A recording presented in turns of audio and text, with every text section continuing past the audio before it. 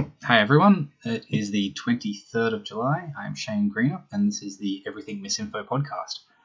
This episode is not like the other ones I've done so far. This isn't a format that I've been toying with the idea of since I started doing the interview episodes, and intended on starting after I came back from a trip I'm going on next week. We're going camping, and the idea is to separate the news content away from the interview and have ideally a panel-based discussion on the news, preferably just something quick, maybe 15 minutes, maybe 30 minutes, and we'd either be talking about one big piece of news or several smaller pieces, whatever, and each episode would come out just as we have something to talk about and a panel to talk about it. Finding people available to be on the panel who want to do it, that will just have to come with time. For now, this is basically a trial effort, just to sort of, to do something, to get it moving and to learn from what I'm doing, because that's the whole thing with this podcast is I just want to get moving, get stuff happening, see how people react, see if anyone's interested, and then improve as I'm going, rather than making the fatal mistake of trying to get everything perfect before making anything and then finding out no one cares. So, just as with the interviews, just want to get things moving, and in this episode, I'm just going to be talking about basically one piece of news because it's been dominating things for the past week or longer, I think. The news about Facebook and the pressure on Facebook to block websites that are renowned for spreading misinformation. And I feel like there's more I wanted to explain about where I'm going with this concept before I get into the actual news, but I think that's basically the background. So I'm going to talk about this a little bit, and that's it. So that's all I want to talk about in this episode is the Facebook stuff. So I can do a screen share. You can see I'm using my notes at the moment, but I'll get to that in a bit. So this all began when Oliver Darcy, a reporter for CNN, at one of Facebook's press events, brought up Infowars and said, why haven't you blocked Infowars? It's renowned for sharing conspiratorial stuff and downright offensive content, saying that Sandy Hook was a staged Black Flag event and the kids in it were crisis actors, which is absurd on every level and absolutely distressing to everyone that's involved in that tragedy. And so part of the argument is they could block Infowars on the basis of hate speech, or at least breaking the community standards is what they keep looking at. Is this breaking Facebook's community standards? Is it harassing individuals? And that's what they're trying to get Infowars on more than anything. And that's this like tightrope that Facebook's walking, saying we will block content that is clearly against the community standards and harassing people, but we are not going to block content that is just wrong because they are a neutral platform and blah, blah, blah, blah, blah, blah, blah. And this is part of what the news is on this, is Facebook haven't really answered this well. They're just refusing to do it and not really explaining why. So this has just been ongoing. So Oliver Darcy asked the question, wrote the article, and then did some talks on some news shows. Everyone else has started talking about it. Facebook did a congressional hearing in just a few days ago, I think, and the same questions keep coming up. Now,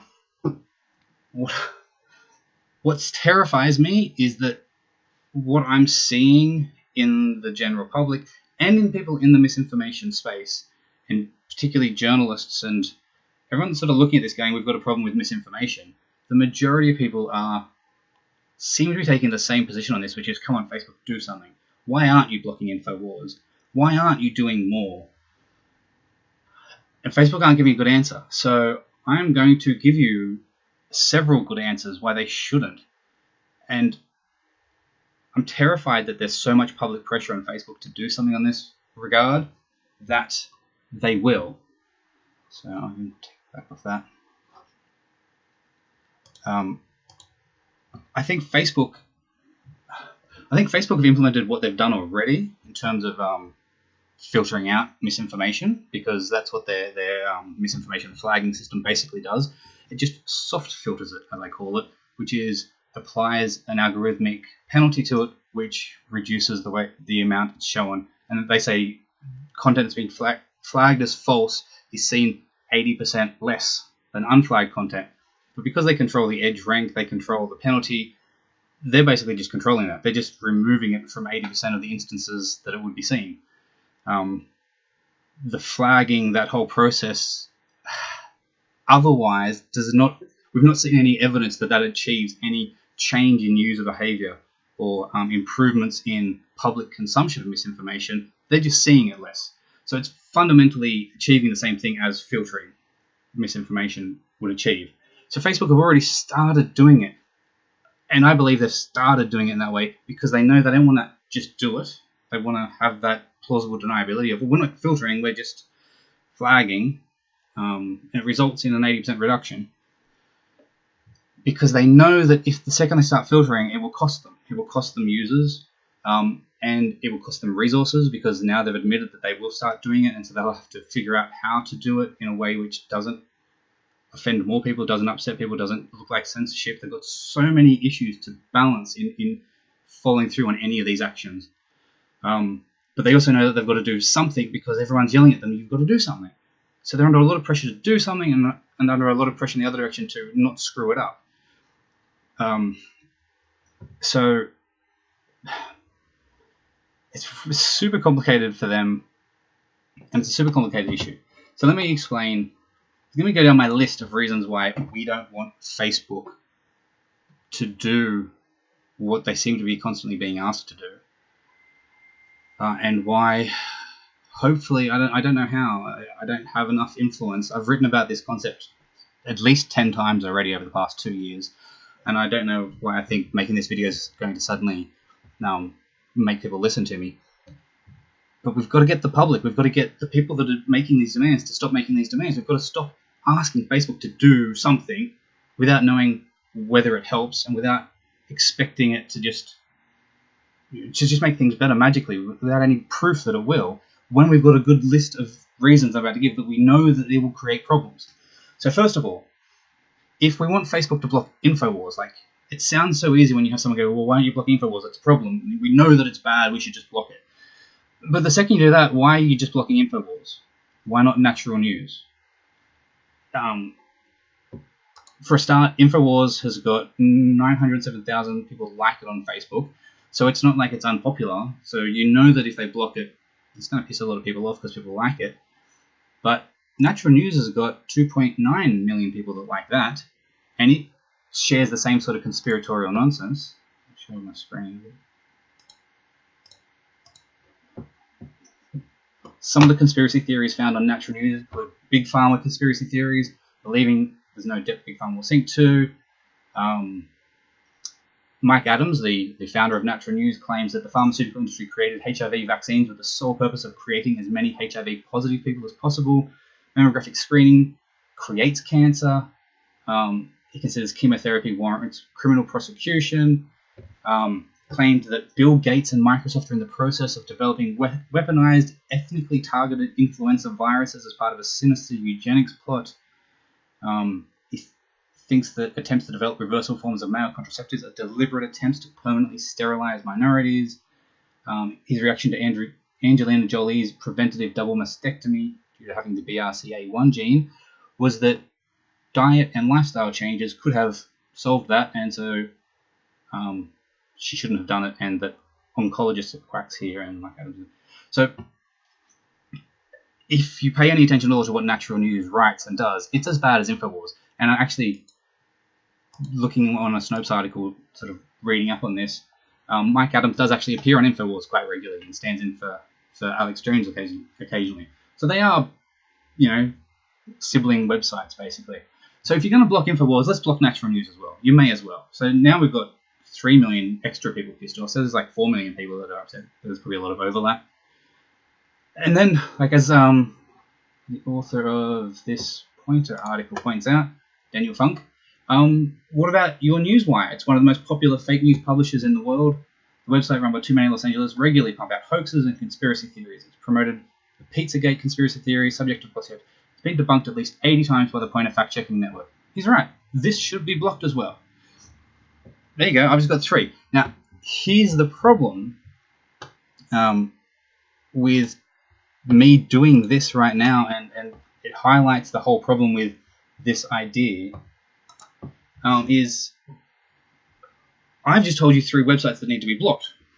Am I really the source of knowledge on this? Am I the one that the whole world's going to trust? Because Facebook isn't Fox News or CNN. It's not a media company that I pick and choose between. It's the world dominant source of social media for the most part. It has 2 billion active users a month. 2 billion users.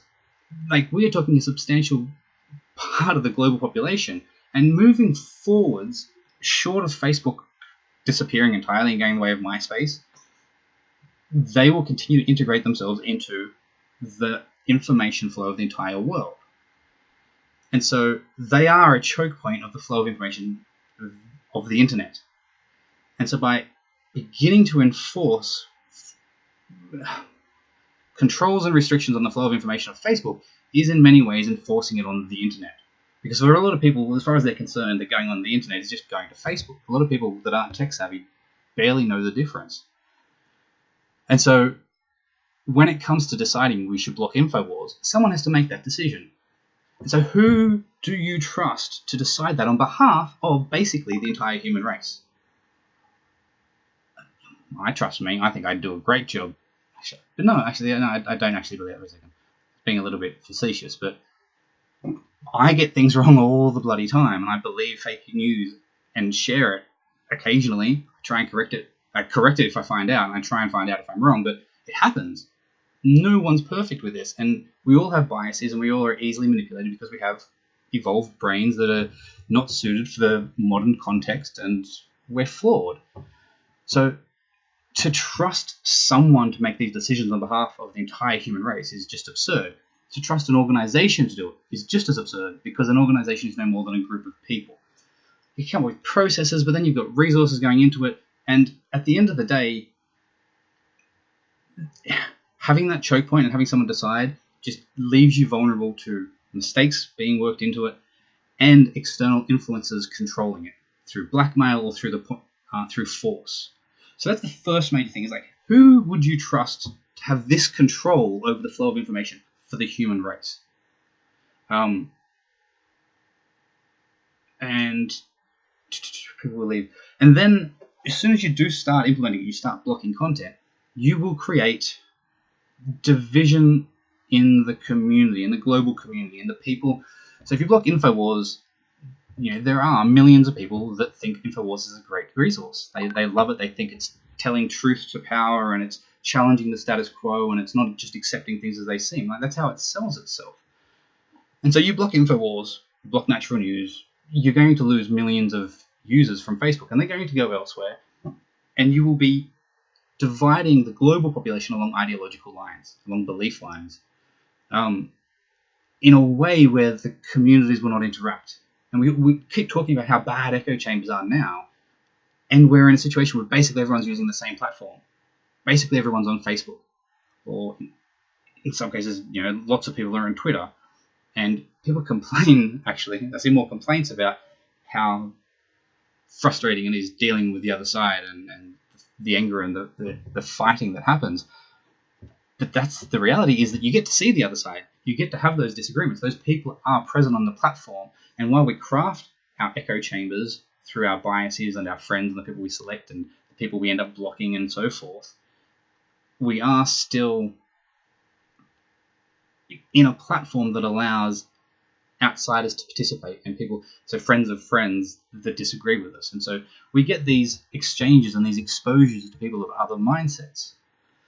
So if Facebook, Twitter, Google start implementing these sorts of measures to block certain types of information, certain things, then people that like those things, and they do, because we've got the like, not only got the likes, but because you wouldn't be blocking the content if it wasn't being shared. So people are sharing it, okay? And you're now telling those people that have been sharing it for years and getting, really happy about sharing it because they think it's awesome and they love it or whatever, and it gets people riled up or whatever it is that they like about the content, you've just pissed them all off and they're leaving.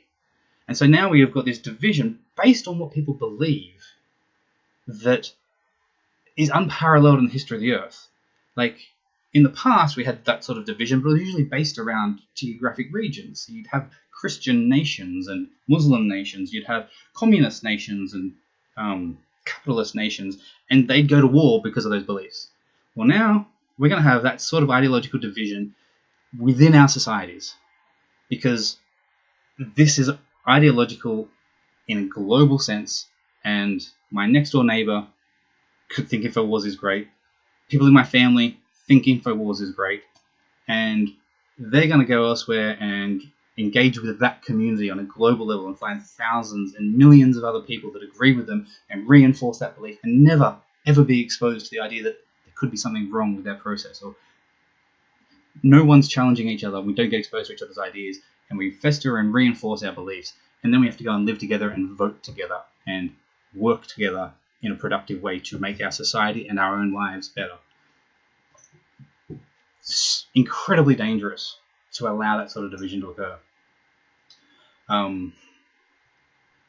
So there's that. So we've got, if you block one, why not block others? If you start blocking the content, people will start leaving, and we'll get this global division. Who decides whether a source is blockworthy or not? So I've covered that. How do you know this power won't be abused by black force? How do we prevent false positives? Whoever it is that you give this power to decide what we're blocking and what we're not blocking. What happens when they block content that looks fake, but is actually a real conspiracy? Looks manufactured, but is just, from someone that's literally on the ground, someone that no one's ever heard of, and tells the truth, but there's a massive cover-up and a massive actually funded campaign to distract and cover up. Because this is not far-fetched. This happens all the time throughout history. Conspiracies are real. It's just a matter of uncovering them and finding them. And too often, they have been overlooked by the mass media in the past because they have this monopolistic control over it. It's one of the beautiful things about the internet is the ability for the average person to uncover, to have the same sort of power as the media. And that does allow the little guy to stand up against world powers and reveal things. Like, arguably, Edward Snowden is probably one of the best examples we have of this. There was no stopping him from doing that. So what happens when we allow these platforms to control the flow of information / allow them to be controlled by the government, which is sort of what we're looking at here. When people are saying, something needs to be done and we want to start blocking InfoWars, you're either asking Facebook to do it or the government to do it, or Facebook to outsource it to a third organization. But either way, whoever's doing it, we have no guarantee that they won't screw it up in every way possible. Blocking things that shouldn't be blocked, not blocking things that should be blocked, and so forth. So there's so many risks there. Now, here's the big one for me. Basically what you're saying when you say we need to block information is we need to protect the public from the need to discern for themselves between reliable and unreliable, true and false information. We're basically protecting them from ever needing to learn this skill. Talking to Gleb in the last interview episode, he actually raised a point that I'd never thought of before, which I loved the insight of, is arguably that's kind of what we had before the internet and social media came around. We had mass media controlling the narrative for everyone, and everyone was on the same page. And in many ways, it was a more peaceful and easygoing time. But it's more peaceful in the same way that if Hitler had have won and we were all white Aryans, there'd probably be no more wars because, we all have the same religion and the same skin color and we all love Hitler. If you kill all your enemies, then, there's peace. So similarly, if you control information to the point that everyone's being told the same thing all the time and there's no opportunity to be exposed to contrary ideas, then everyone agrees. The fact that half of those ideas could be completely false and manipulations and propaganda by the government to keep everyone in line, does that matter? We all agree. We've all got the same source of information. Well, I do care. I do disagree. I care very much about what the truth is more than I care about the ability to have everyone in agreement. and I care very much about the fact that some truths are very inconvenient and uncomfortable, and people in power often don't want the truth or don't want the public to be able to think very critically for themselves, or else they might lose their power. This is a very real threat to many people in power, and I know this is like it's a big conspiratorial thing, but there is a basis to that. Certain political parties do very well off the uneducated voters. Anyway, that's a whole other rabbit hole I don't mean to go down very much. But what matters is we're building a future now where we have these choke points to information for the entire planet. This is no longer controlling information in America or in Australia or in Russia. This is a control of information for 2 billion people growing. If we start to control those organizations and that choke point information, then we are affecting the entire human race. And if we start allowing a control which can be manipulated and used for propaganda, then that's incredibly dangerous. But it's especially dangerous when you consider that it can be implemented in a genuine way to begin with, that lures the global population into a false sense of security that, oh, it's okay, the news feed has been cleansed. They've checked it for misinformation. They've removed all the bad information, so I can trust what I read. Because that's what this does, is it creates a false sense of security in the information feed. And that's the worst outcome we want. We don't want a population of believers, of people that are trusting the information source. We want a population of critical thinkers. We want a population of people that doubt what they see and attempt to use the skills that are needed to figure out whether to trust things or not, whether something's reliable or not. Where is the evidence for what they're reading? We want people to be applying these skills, improving these skills, and being better at it as individuals. That's the outcome we want. Everyone agrees that we want that. But when we implement a solution that saves them from needing to learn those skills, you're giving up the game before you even started trying. And yeah, it's interesting that we've sort of come from that, and that's why we're in this situation. Is no one's ever really needed to have media literacy. Why would you need it? You get the newspaper, you trust what the newspaper says because there's an editorial staff that checks it for you. That's gone now. Now we've got to learn media literacy. Now we've got to learn critical thinking. Now we've got to learn how to discern truth from manipulation, propaganda, how to assess evidence, how to form the right epistemological basis to understanding what is and isn't true. All this stuff needs to be done. And we have to figure out as a society how to help ourselves to be better at that at large. And if we don't do that, then we've lost. We've lost before we start. So, they're the 4 major dot points I've got. If you block one, why not others? If you start blocking content, people will leave and you'll get division of ideological camps. There's too much power in allowing someone to decide true and false on behalf of the entire human race. And if you do start doing that, then you are training people to just trust what they see rather than helping train them to be critical thinkers. Now, what's interesting is since this debate has started, an article has come out that Russia themselves are looking at implementing a new law that would punish platforms for not taking down factually inaccurate posts with a large fine. Now, of course, when Russia talks about doing it, the critics worry that moderators are likely to interpret truthfulness. They're worried that the moderators, people that decide whether they've broken the law or not, will prefer to do it to the advantage of the authorities, to Russia. The state will make it easier. They say the bill would make it easier for the state to pressure social media companies to cooperate with security services by requiring them to establish offices in Russia. Basically, some of the arguments I've just made. Hey, look, when Russia tries to do it, oh no, control, censorship, potential political advantage. Yeah, they're all right. That's exactly the problem with doing this, and that's why we don't want to do it. It's not that Russia's evil and they're going to abuse it, and we're the good guys and we're going to use it perfectly. It's the same problem. If you allow that power to be established, then it can be abused. Whether you intend to abuse it or not, the next person may abuse it. That's the problem, and the other problems I listed. 2 billion users, and Infowars. Okay, they're all the tabs that I had preparing for this. So, the point that I really want to make here is, please stop pressuring Facebook to do this. Please stop thinking that this solves the problem or is anyway an improvement. Making Infowars be blocked on Facebook doesn't improve Facebook. It doesn't solve the misinformation problem. It doesn't make the misinformation problem even slightly better. Now, saying all that, for the people that were affected by Sandy Hook, that are being harassed by Infowars people, that's it's a different issue. That is a problem, and Facebook needs to do something about harassment and controlling that. I'm less that's less. I don't think about that as much. That's a huge issue and important, but it's just not my area of focus and what I'm concerned about. But when it comes to deciding truth and false and misinformation and reliable information, this is not a solution. It's not an option.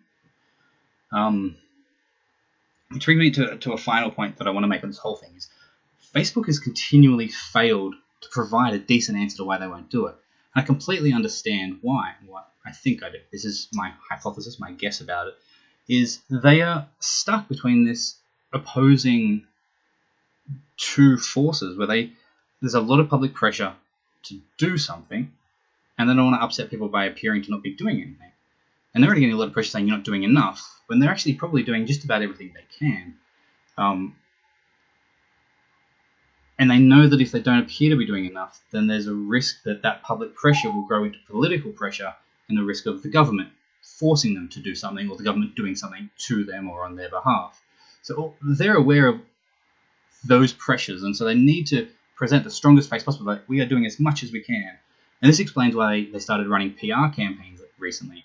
So I've seen people complain that they believe in Facebook more if they saw more action and less money being spent on PR, which is a very reasonable position to take, unless you understand that PR is probably the most important thing they can do, because they've got to keep the public on side, otherwise they're literally at risk of going the way of MySpace. If they lose public, a social network only works because of the network effects, and if you begin to lose the support of the public, the network effect can crumble very quickly.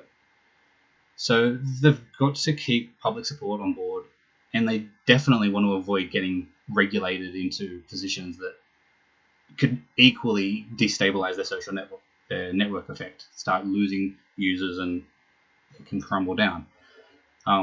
And of course, if they start implementing blocks on things like Infowars and whatever else, then they will lose a massive proportion of their users.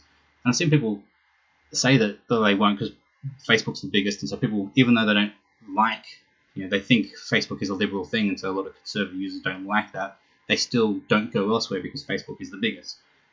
And that's true. Now, what I'm arguing is that if we start blocking websites, that will quickly change. They will lose people because it will be a cascade effect. You'll lose some that go, that's it, that's the last straw. I've been wanting to leave for ages, and now they're blocking Infowars, which is my main source of news. There's 1 million people gone. Then, National News and Your Newswire and piece after piece, and then more and more people go, that's too much, and it gets a reputation for being a censored platform. It's no longer a neutral platform for anyone, and so inevitably, one time or another, they're going to step on just about everyone's toes, because most people believe things that are untrue, and most people have shared content from websites that are misinformed because it appeals to our biases and we like it. And this, what I just said, gets back to the real problem here. The problem is us. It's not the platform. It's what we share and what we consume, what we enjoy reading. And that's what has to change. So any solution to this problem has to address that and not address the content. Talking to Gleb again, and I think Mike said it as well, this is a demand side issue. We have to fix the demand side, people wanting the content and people sharing the content, not the supply side. People writing the content is just a consequence of the fact that people believe it and want it. So Facebook can't give a straight answer because they have to look like they're being as tough as they can on misinformation, while simultaneously not doing what everyone thinks they should do because they understand the consequences of doing it. Whether they understand it the same way that I just expressed it, or if they just understand it that it will lose them customers and therefore they will cease to exist, is neither here nor there, really. They just know that if they implement it, it's bad for them. So they won't implement it. And they'll do everything they can to look like they're implementing it, like the fake news flagging thing, which is basically just soft filtering. So it kind of looks like they're doing it with them having the ability to say, but we're not filtering. You know, they're walking that tightrope as carefully as they can because it's the only option that they have. So so as long as the public, as long as people keep crying out for it and pushing towards possible government intervention, you'll keep pushing Facebook towards it. And if you keep going, they'll do it. They will. And I predict terrible things will come after that. I really think that will be,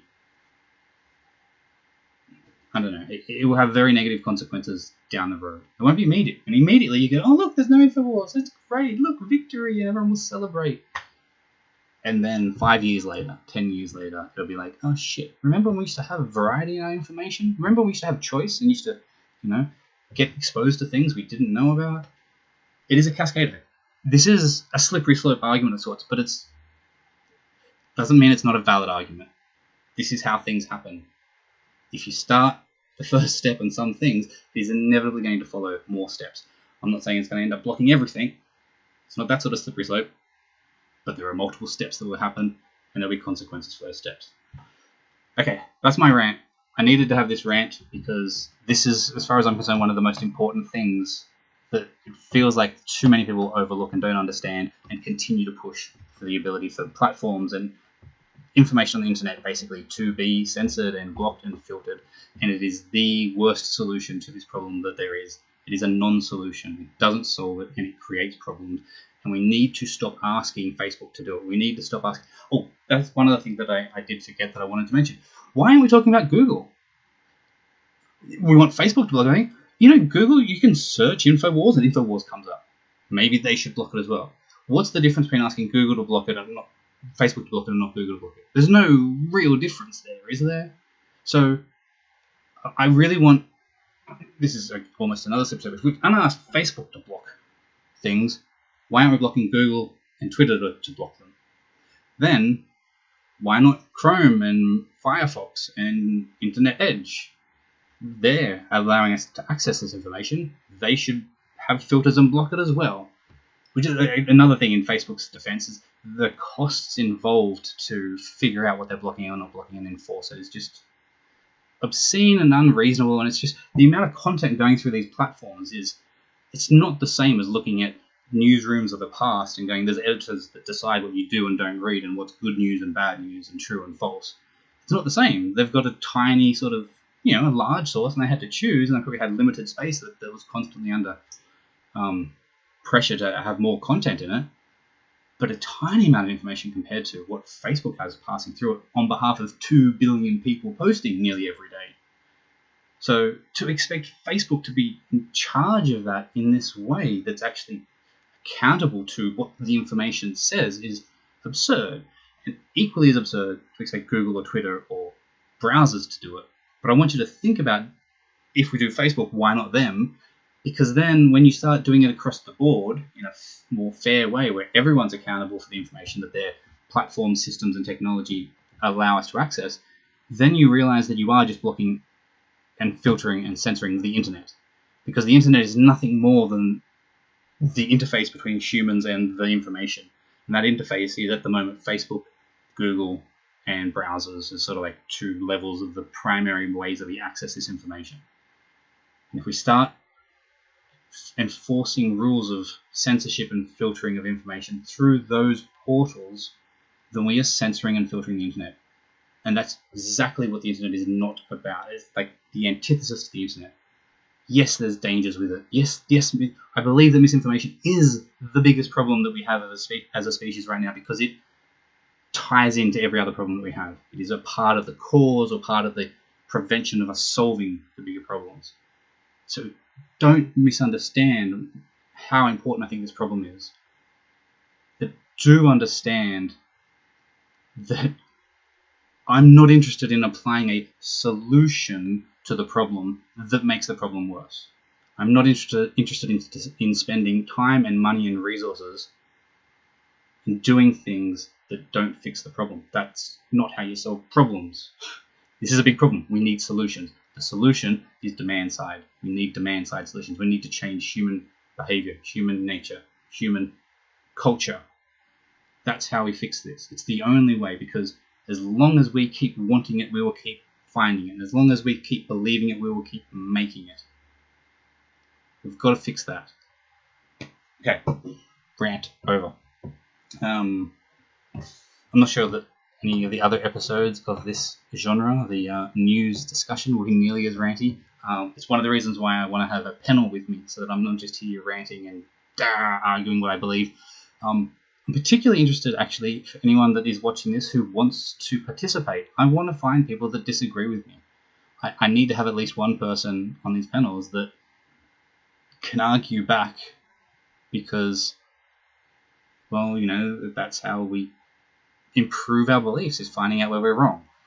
So, yeah, if anyone that's watching this that's, you know, very involved in the misinformation space in terms of trying to fight it, or fact-checking, or you know, whatever it is, academia and journalism and all the different spaces that people are involved in dealing with the misinformation problem, who would like to either be a guest on one of my interview podcasts, or else you know, regularly participate in discussing major news events that come up constantly, just get in touch. You can email me at the moment, shanegreenup@gmail.com. It's the easiest.